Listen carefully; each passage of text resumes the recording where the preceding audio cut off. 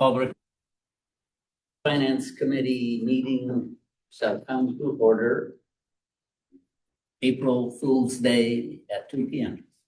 But this is not a joke. This is a real meeting. For a change, huh? Yeah. Well, you're about to when you read these. Because since our conversation, I discovered an error in our favor. Oh, Oh, that's good. All So right. when we get to the budget, I'll talk. oh, okay. Anybody on the line for public comments?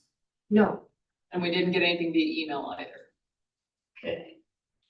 All right, Rachel, do you want to review the report? Sure. I'll run through our committee reports and then we can spend some time talking about the Yes. draft budget, which I just handed to you in paper, because the one that was included in your packet, I discovered an error in it yesterday. So we'll talk about that in a moment. We'll talk about that when we get to it. So, report number 1 is our balance sheet comparison of February to January. You'll see that there is a month-to-month decrease of $238,000. This is standard for our January to February. January, we usually see more property tax revenue still come in than we do in February, so sometimes that's the primary reason for that. Report number 2, which is our profit and loss year to profit and loss month to month was a negative 256,856. Again, that's going to pretty much coalesce with report number 1 on the balance sheet where you saw that decrease. I usually go through these two pretty quickly unless there's something remarkable, but there was really nothing unusual for that month. Report number 3, which is our comparison of expenses versus budget between both admin and wellness centers. That big piece of paper is in my way, so.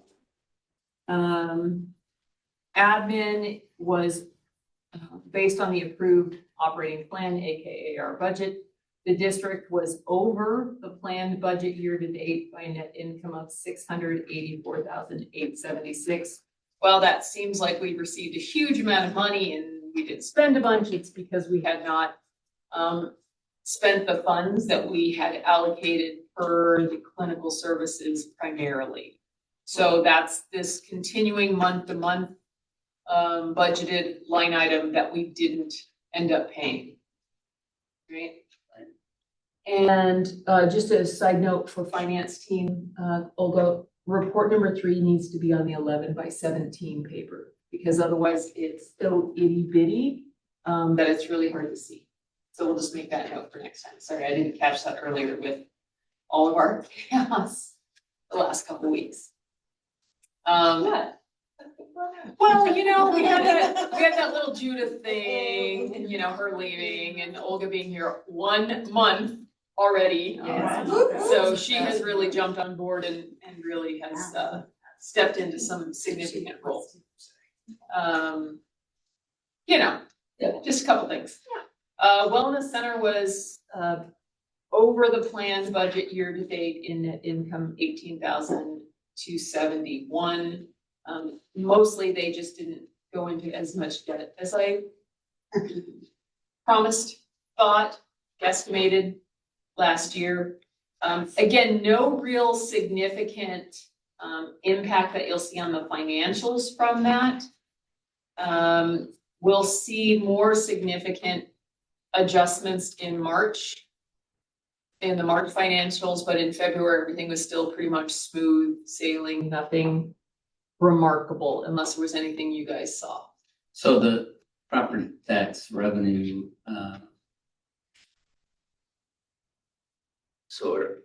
geez, you're right, it's really small. Under about 100,000. So you think that by the end of the year, that's all going to even out? Maybe. Between now and the April property taxes, it pretty much dwindles to almost nothing, maybe $20,000 for Yeah. late things coming in. Right. So I would hope that we should be able to catch that up. This was the first year that I used a more aggressive estimation. We'll see if that holds true. I'm holding a little bit steady for fiscal year 26, 27, brought it back down, knowing that we have some instability in the economy, which doesn't reflect immediate response into property taxes. That's usually a year later that rolls through, but you know, it's been unstable for a year already, so that's my thing. Sorry, trying not to be overly anything on that. Sorry, no. Anything else on report 3, Howard? Let's see, line 30, and so thank you very much for numbering. Those things, huh? That's Olga credit right there. Good job. Well, So why am I looking at that? Well, we're 80,000, is that at 80,000 over? And again, that's because we spent the additional $120,000 to the food pantry. So when we do our final distribution in May, you're gonna see that be over a fair amount. But again, that was that approved $120,000 that we supported the food pantry. All right.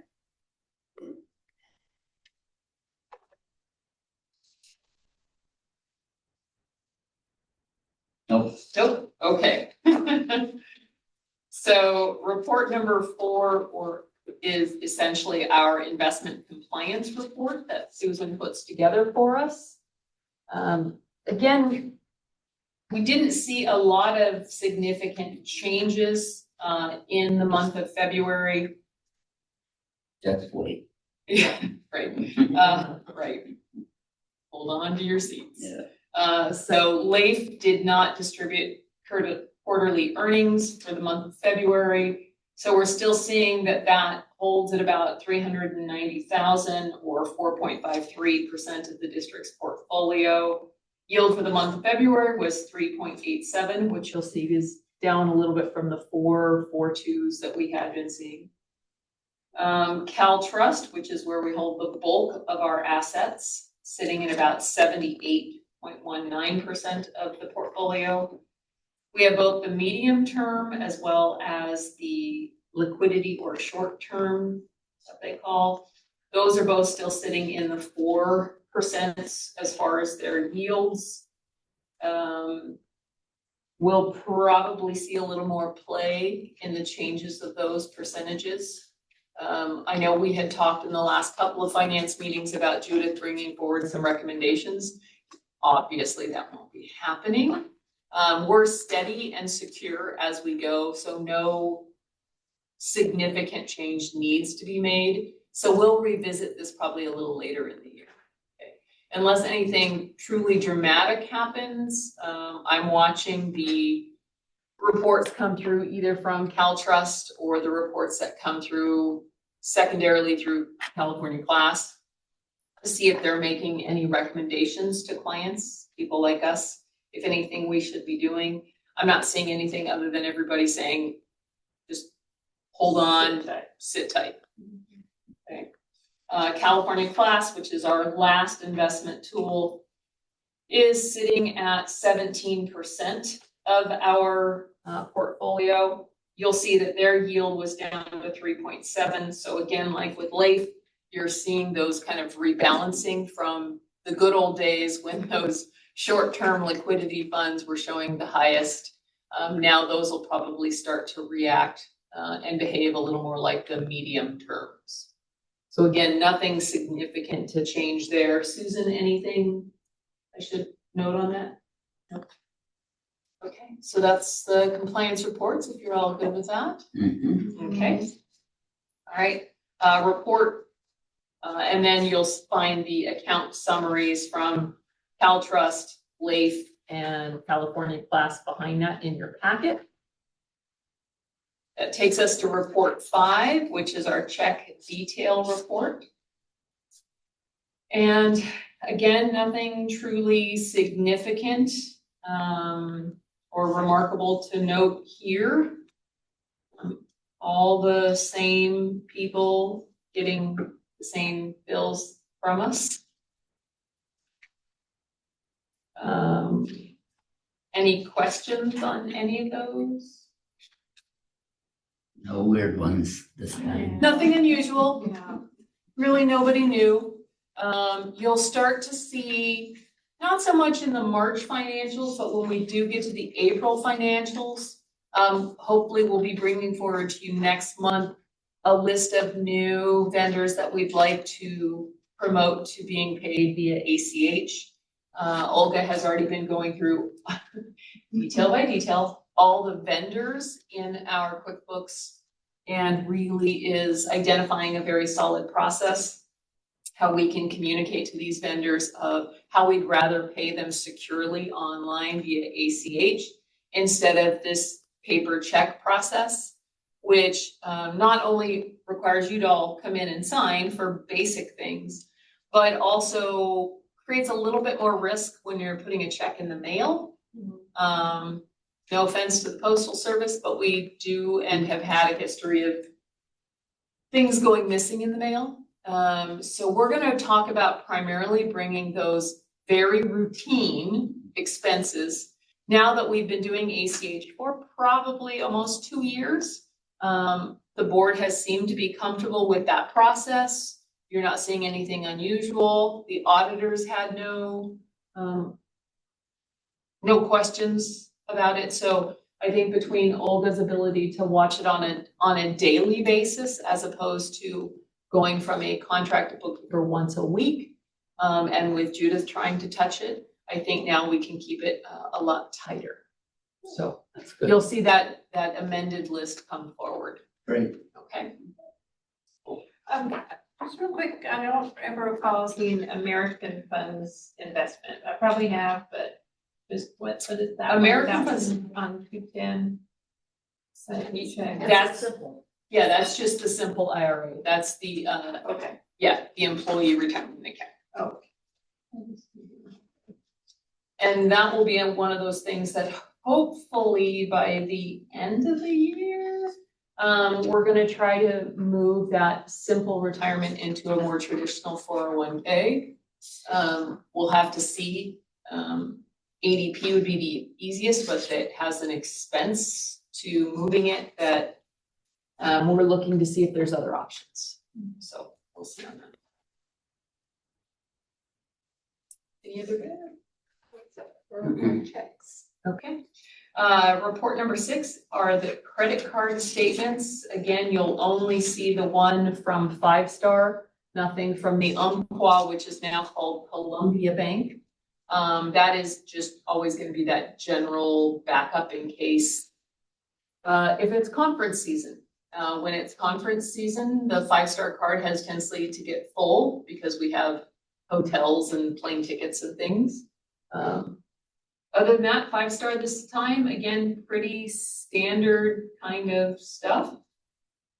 You'll see some expenses under Judith's card for backgroundchecks.com. Again, that is really what we do when we onboard new employees that touch either employee records, financials, or doing direct patient care. In this case, obviously, we're with Olga. We needed to make sure that she wasn't going to rob us blind, which she's not, because her background check says she's a fine, upstanding individual. Plus, we know where she lives here in town. No offense, Olga, but we're watching. Otherwise, everything was pretty standard. Event Temple, Vancouver, British Columbia. So Event Temple is the software that Teresa and her team use out at the Wellness Center to do all the logistics and planning and scheduling of who's where in what room on what day and how many butts are in seats. Wow. Right? Yeah, All right. we're management, yep. See, she says it's event manage it and I just get to call all those other words. And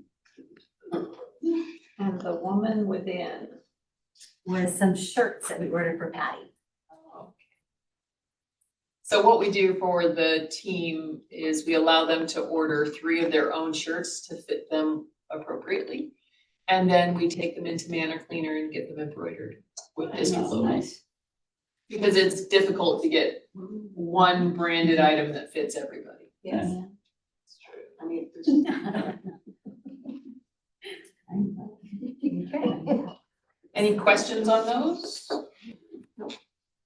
All right, community development disbursements, again, just the report showing the various redevelopment or investment in properties. We do or ask for reimbursement back to the operating account on a quarterly basis. At this point, we don't have any requests to move anything over. So what do we use Diamond Environmental for? Right now, those are the fancy porta potties that are sitting out there while the exterior restrooms are being renovated. Yeah, not very common. That'll probably be there maybe mid-month. Teresa, is that when we're thinking? Yeah, and maybe next week. Maybe next week. Yeah, Yeah, they'll be so, done. yeah, they're ahead of schedule, They're ahead. right? How do you like that? Yeah. A general contractor who's ahead of schedule. So once that's gone, you'll probably see one final invoice from them, but that should be it. And that is all the reports. Our disclosures is, of course, that the district is in compliance with our investment policy and that we have enough in our investment accounts to meet any expenditure requirements for the next 12 months.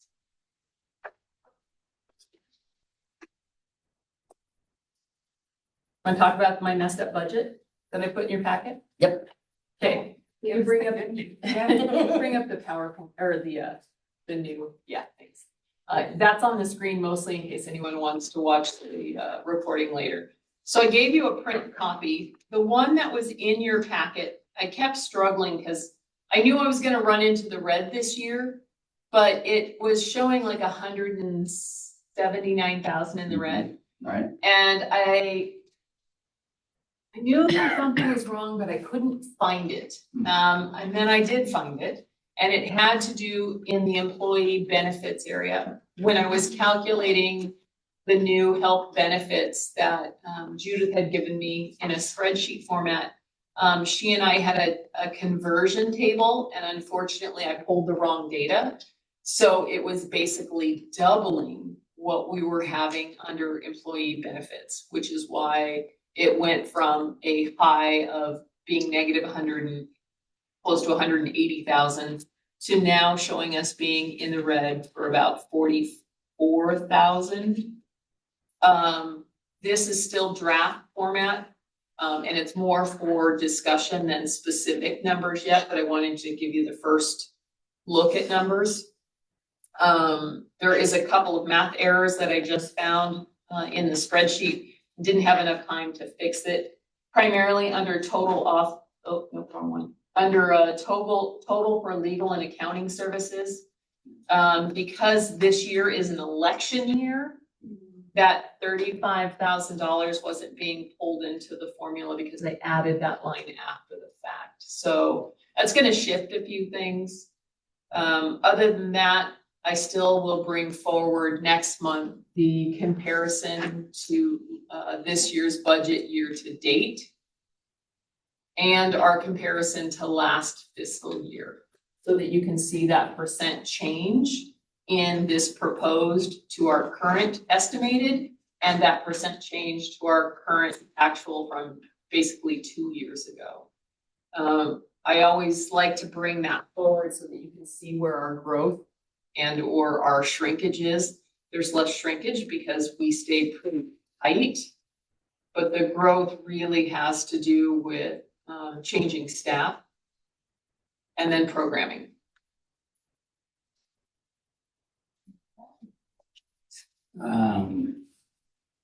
So I'm seeing on pages 24 and 25, we've got total for legal and accounting on page 24. You're looking at the previous version, the one that was in the packet, correct? Yes, Okay, right, and, okay, and also realizing that I'm looking at administration and wellness. But I didn't see that. oh, yes,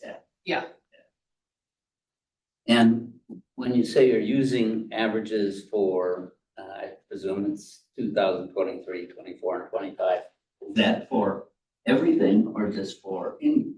no, that's just for the months right now of April, May, and June primarily, because I don't have those datas year to date, yeah. But it's for all categories? For most categories, those things that are pretty consistent that roll across. Right.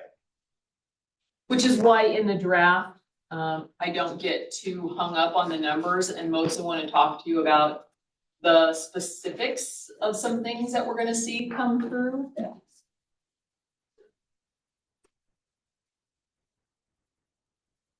So do you want to talk about the question that you emailed us?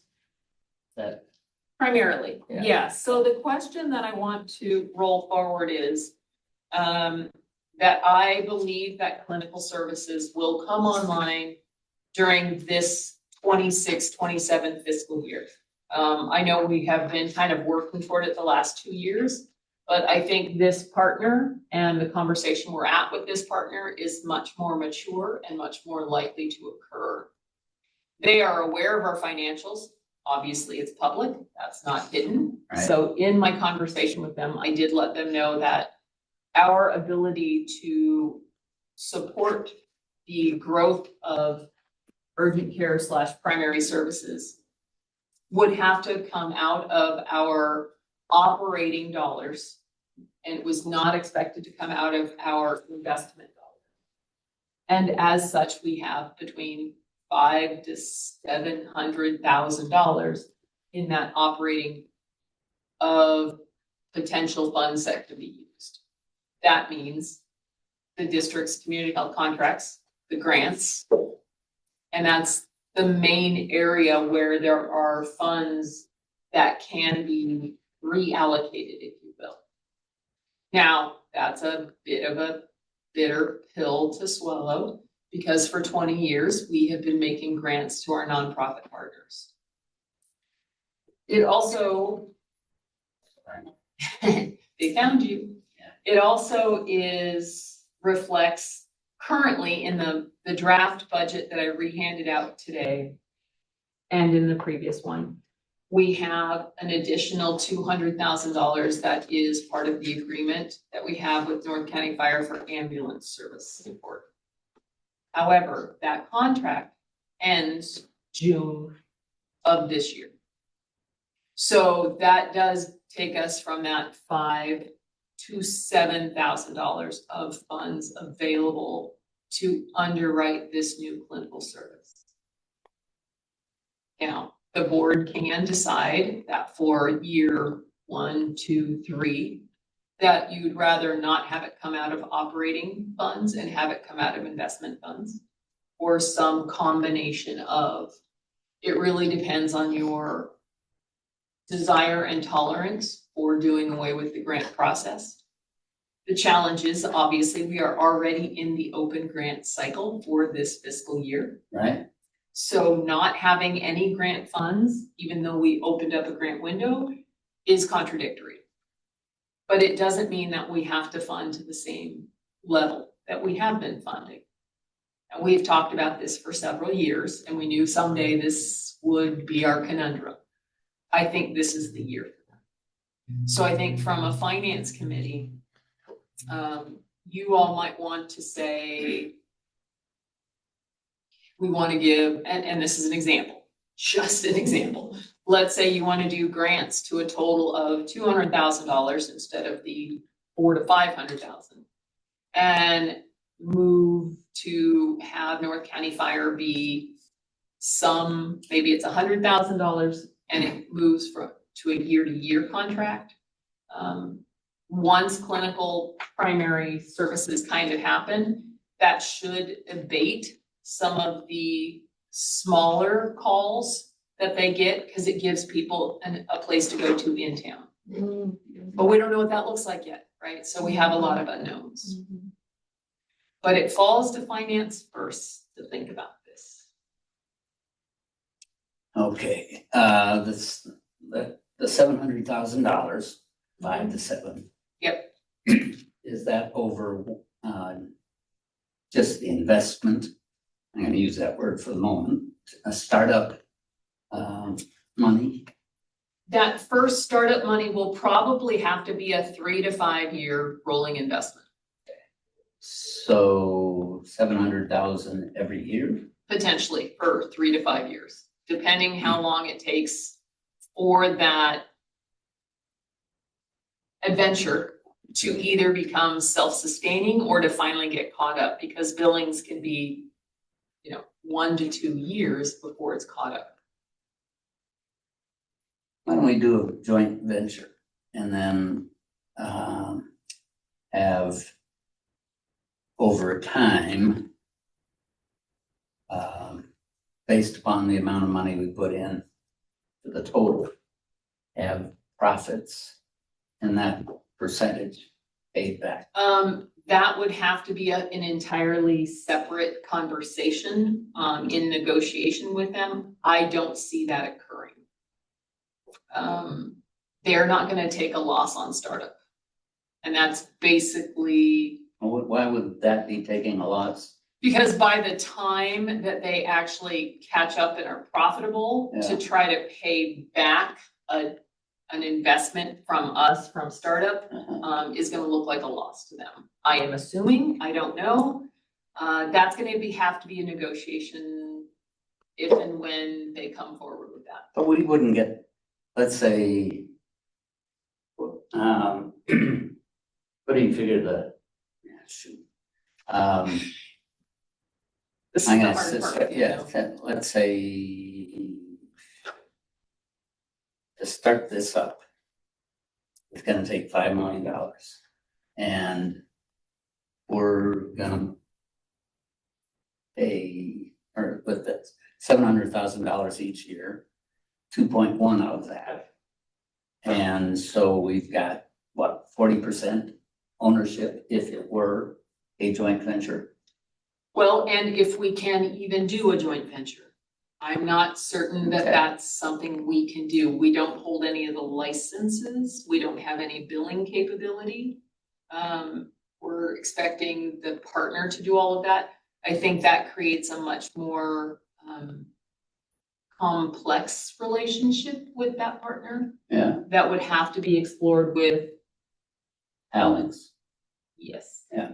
Our legal and their legal. If that's the case, we won't see clinical services this year.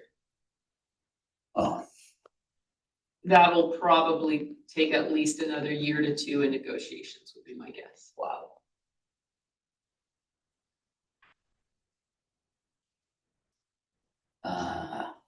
Is there a way, to,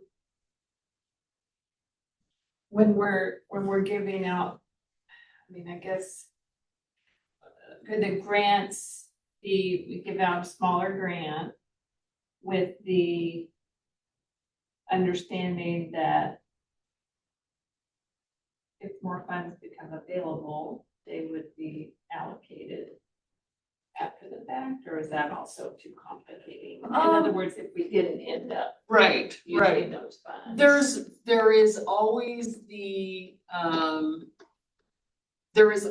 opportunity to say, in 6 months, I'm picking an arbitrary time period, in 6 months, if it looks like we are going to have additional funding because partnership thing is coming online, the board could say, we'd like to revisit how much money we have left. We may come back to the approved partners and say we may do some percentage.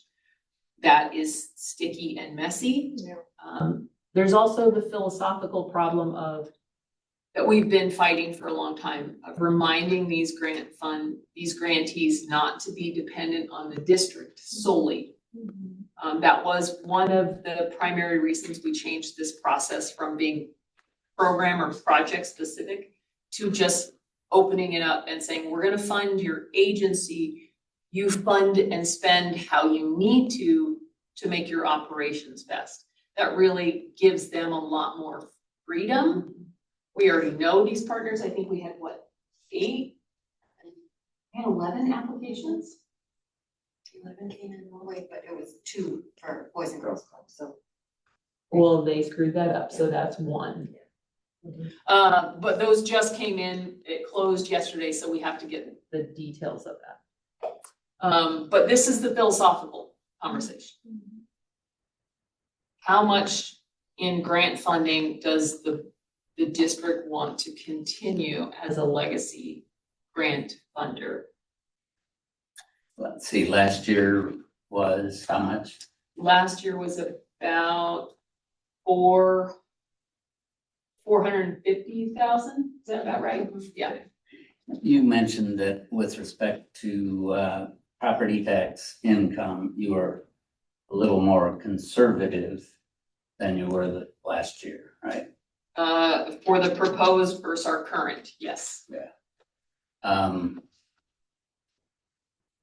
know we've talked recently about the property tax in the district is increasing.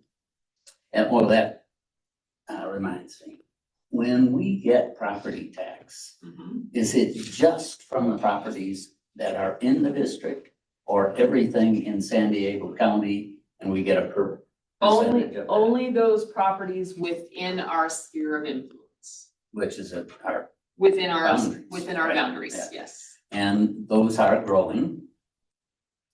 There are more homes and more property taxes in our area, yes. Yeah. And there continues to be construction. Correct. Um, But those can take 1 to 3 years to actually roll into us based on how long it takes to build something, how they sold. I mean, we have seen, I can't remember off the top of my head now, sorry.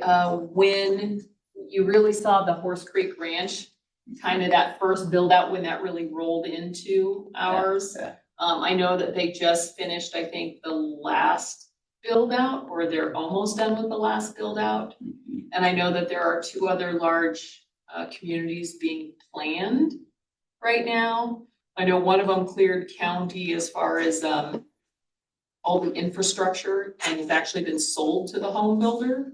But that's probably gonna be at least a year before those sell and we actually see the benefit of those property taxes. So I think we're still a year out from some of the newest developments. We may see a bump in 26, 27 for the last build out of Horse Creek, but I'm not 100% confident on that timeline. I wasn't paying attention to the real estate market. Well, I mean, it's encouraging that the amount of overall in the red is less. Yeah, it's than much what we less. And this does include the most recent changes to staffing. It takes Judith out and adds in the new programs person that we're adding to the wellness center, which we had already planned to add. So we'll have 2 programs people at the wellness center, which we've needed to grow that direction.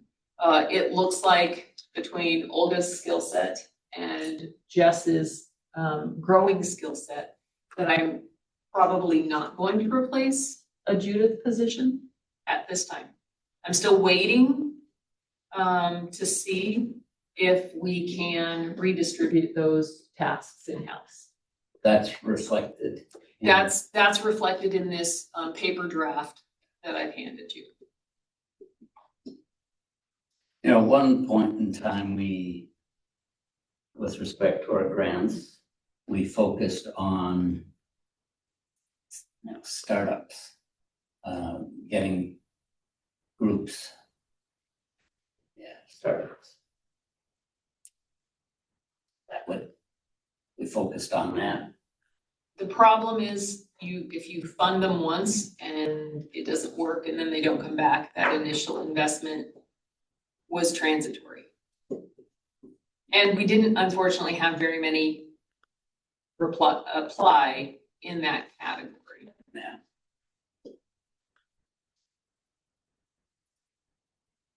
Well, I for one am very encouraged that there is a potential, partner Me too. that, yeah. I mean, That it is would be a the game number changer for one the thing. community. Yeah, it's the number one thing we still hear, Yeah. is requests for clinical services. And I think to go in the red, now, so this going in the red is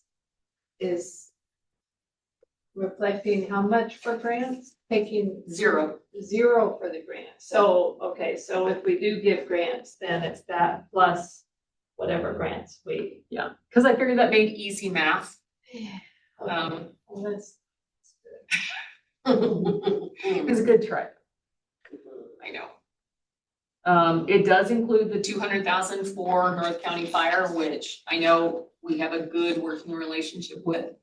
But, the fire district doesn't need the money the same way yeah. that they once did. They got that big fat. They've gotten several big fat grants. But Keith and his team over there have really done a good job catching up from some of the hard, more lean years. So I think we have done a good job being able to help support that. It doesn't take any ambulances out of service. And it could simply mean that we agree to continue to support it, but at a much smaller amount.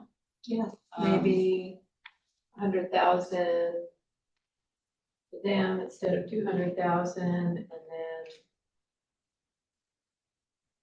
take that other 100,000 to grants and maybe add another 100,000 this year with the understanding that they, cause I mean, I agree with you, like we opened up the grants, all these people applied. Right. It's It's a tough year because we haven't been able to get any of these clinical commitments to timeline with the grant commitment to timeline with a number of these pieces. It's just unfortunately not that clean. Yeah, but then next year we'll be able to clean it up because we'll know where we stand. Yeah, and that will give us that timeline to negotiate with our potential clinical partner to say, the district can support to the tune of 200,000, 300,000. And because we're still waiting for them to bring forward a pro forma of what they're anticipating, we can't even start to negotiate to that level yet. Since we've switched from programs to finance or helping the entities,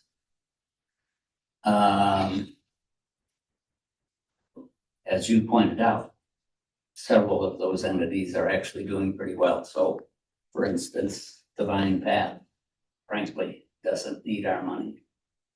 I mean, every single nonprofit will make the case that they need it Yeah. because that's their job as a nonprofit. But But if we look at if we took a look at, as we can, because they submit their finances, we could look at ones that seem to need it most or more. Based on some metric, and we don't have the evaluation metric finalized because the role this year of the grant committee, the board, was going to be a little different again. And it was to just evaluate the value of the service to the community and to what percentage of funds we had. Yeah. So I, among other things, perhaps like to look at that strategy. Yeah, the grant review this year is gonna be a lot different but I'm excited. about the potential benefit to the community to have that. And we're talking, the understanding is that it's 24 hours, right? It will not be 24/7.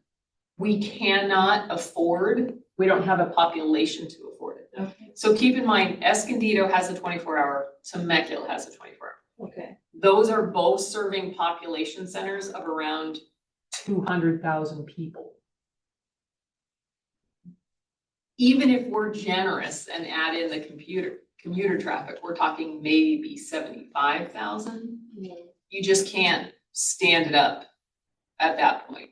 okay, But what they are committing to is having it be full service, unlike what we've had, okay, as well as bringing in rotating specialists, which increases the overall access for primary and specialty care, which is a service to the overall community above and beyond urgent care. Because that allows people to potentially not have to drive to Escondido, La Jolla, Temecula for cardiology, for example. that's huge. So the 24-hour thing is just, it's not viable. Everyone we've spoken to pretty much says, Okay, you might as well build a hospital. okay, At which point they go, well, we're no longer interested in talking about doing that at this time, because again, we're back to the same problem of not enough of a population to really support that at this time.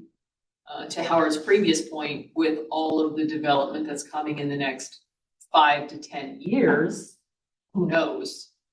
But for the next 3 to 5, it's just not in the cards. Well, what if we then said 200,000 and take a look at those entities that seem to need it most financially? Okay, so I can put into, if I'm hearing what the both of yous are saying, for the next revision of the budget, which we'll look at in May, I'll put in a placeholder of $200,000 for grants.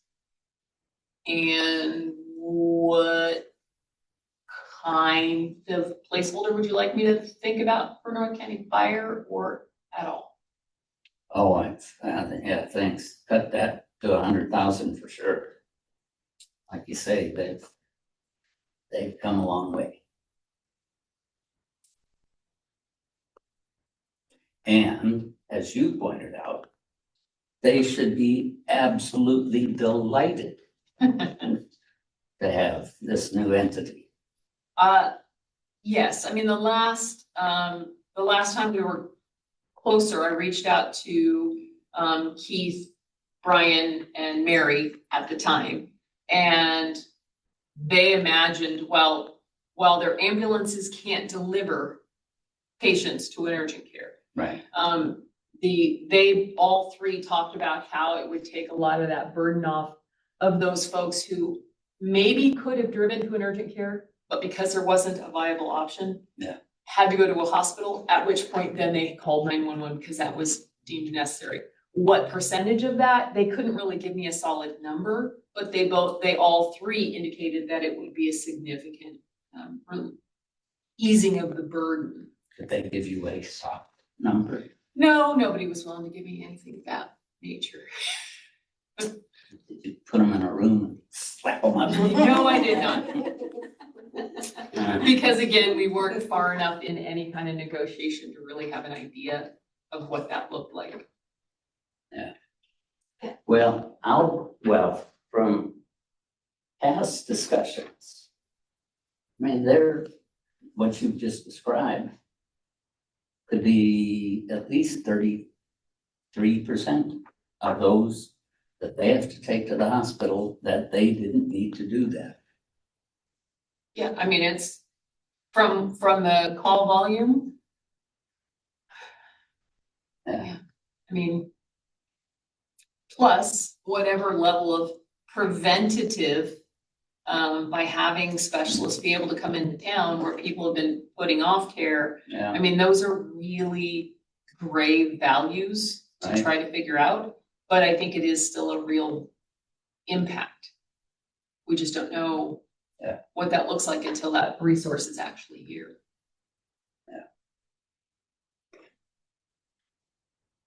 Well, good job. Well, I know it's been a long conversation we've had year over year, not knowing a few things. So I will be tailoring a few things here. I know there were some spreadsheet gremlins that I gotta fight with. So I'll be probably sending you a couple of files and or printouts so that you have copies to look at between now and the May finance meeting. I wasn't planning to bring anything to the April board meeting because you're already gonna be talking grants. But I do think we should put on the April agenda to have at least this conversation about the grants and the support for North County Fire. So that when we get into the May discussions of the budget, no one is suddenly not feeling like they've had a chance to weigh in on that part. Yeah. If that seems reasonable. Mhm. Okay, so we'll build that into April board. I would like to say that, I'm of the mindset that, I think that the food pantry needs to take some priority as far as some of our monies go, because, that's just, I mean, they're ones that their need is only gonna really increase, and if we start cutting back, then that's gonna be tricky. And I would sooner give the money to them than the fire department for, the fact that they, like I said, they've kind of got their stuff together, and food pantry, I think, does rely on that. I've sent an email to Brian and Keith over at North County Fire, asking if they plan to invoice us for the funds that are allocated this year. So I'm waiting to hear back from them and if they've actually spent it. Often I don't get that until very near the end of the fiscal year, sometimes May, June. So again, it's one of those things where if we're going to renegotiate a contract with them, we may say it's 50,000, and then we can do an MOU agreement with Food Pantry that says, here's 50,000 guaranteed, let alone what they've asked in the grant cycle. That kind of does your mid-year reset. I just wanted to put it out there, Yeah. that I do think that the food pantry needs to get some priority consideration. Two other pieces that are in here, Teresa provided me a very detailed list of the various programs out at the Wellness Center. No single one program is particularly expensive. Our ongoing relationship with the Skinny Jeans group for our DPP, I think that there's still strong support for that program. They provide all the back office to help make that go. That's probably the most quote unquote expensive program that we have, but Teresa really put forward a lot of detail. All of those programs are small costs. Yes, they add up at the end of the year. But I think that investment is something the board has already decided to do with that property. Those programs, again, don't compete with any of our nonprofits, so they're touching areas that nobody else is serving. So that is all in here. Teresa's gonna do her best not to spend it all or find volunteer facilitator. But we'll just know that, I mean, that's a very small percentage overall in comparison to some of the other expenses, something to consider. We'll be more judicious in some of our training and education expenses. So I may be like, hey, 2 board members are going, does the third really want to go? Or 1 staff will go this year and 1 staff will go the other year. So we'll tighten down a lot of those things that in the past, we've been able to be a little more generous with, right? But I think this year it's gonna be a little bit more frugal. Because we're finally getting to that point now. The investment dollars, remember, are really still allocated towards the support for the district, obviously for reserves, but then also the rebuild of the wellness center, which was really earmarked from the sale of the hospital for the funds to go into that. So we've been staying pretty true to that. The biggest expenses are still coming for that with the demonstration kitchen, the remodeling of building A, and then whatever we do with building C, the house, which it will have to be extensive. It's just not an option for them. So just, making sure you're aware, trying to make sure everyone's understanding of the challenge. This is a hard year for the grants. I mean, we've been talking about it for literally 10 years, the district has been. It was told to me when I was at the Foundation for Senior Care, like, hey, these grants are gonna go down. And we have slowly kind of come down. But I think this is the first year that it's gonna have to be more difficult. So I will send out new things once I find my gremlins, because I think I've got a couple more. I don't think they'll be substantive like the last one. But then I will add in this grant and North County Fire, and then we'll discuss that overall at the board meeting. And if the board decides in April, no, grants must be 300,000, I can at least then bring that back to the May draft of the budget. Does that make sense? Okay. As I think about it, a joint venture is absolutely not going to be legal. Didn't think so, but Because it Yeah, puts, very complicated. when you're making money, it sounds good. If you're not, then you have to have a capital call, and that's not gonna work. Oh, well. we are expecting that the partner will be doing the heavy lift. They're doing the setup, they're doing the build out. By not going joint venture as you discuss and having it be just a direct kind of funded through the grant kind of process from us to a nonprofit. We also then are released from the demands of public works projects, prevailing wage projects, any potential union impacts. So they are a nonprofit. They are a nonprofit entity. But they aren't required to pay market rates. Only through what they have on union contracts with wage, but they're not required to for, only public works government dollars are required for that. Do you think they will be at some point coming to talk to the board? Yes, And when do Yes. you expect that? I don't know. So the last conversation I had really came back, I came back to you all and said, what kind of specialties? That information has rolled forward. They're discussing at their corporate level. They're interested and motivated. It's just a matter of all the projects that they are working with at this time. So if we can motivate them. Yep, so I do some gentle nudging, like, hey, hi, still me, hi.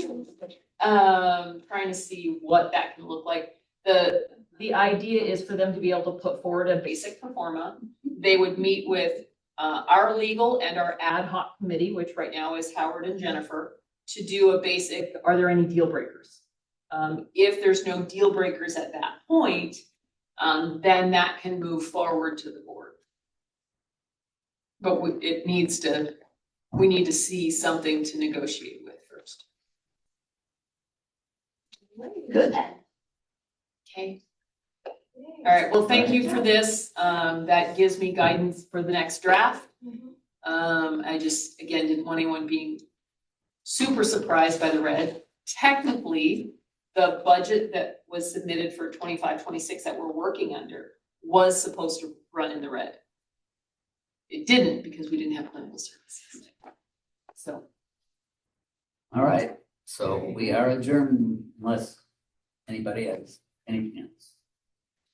Okay. Nope. And thank you, everybody. thank you. We'll remind you guys, we have ribbon cutting on Friday, Right? and followed by a little